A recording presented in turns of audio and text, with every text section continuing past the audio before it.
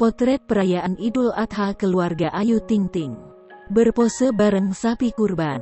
Hari ini Selasa tanggal 20 Juli tahun 2021, umat muslim di seluruh dunia merayakan Hari Raya Idul Adha 1442 Hijriah. Pada Idul Adha hari ini kembali digelar di tengah pandemi COVID-19 yang merebak. Meski begitu tidak menghilangkan antusias perayaan Idul Adha, termasuk bagi pedangdut Ayu Ting Ting. Melalui laman Instagramnya, Ayu membagikan potret perayaan Idul Adha bersama keluarga. Tampak Siva, sang adik yang sebelumnya terpapar COVID-19 kini sudah bisa merayakan Hari Raya bersama. Keluarga Ayu Ting Ting kompak mengenakan seragam. Ayu tampil anggun dengan selendang yang menutupi rambutnya. Sementara itu Bilqis juga tak ketinggalan ikut dalam perayaan Hari Idul Adha.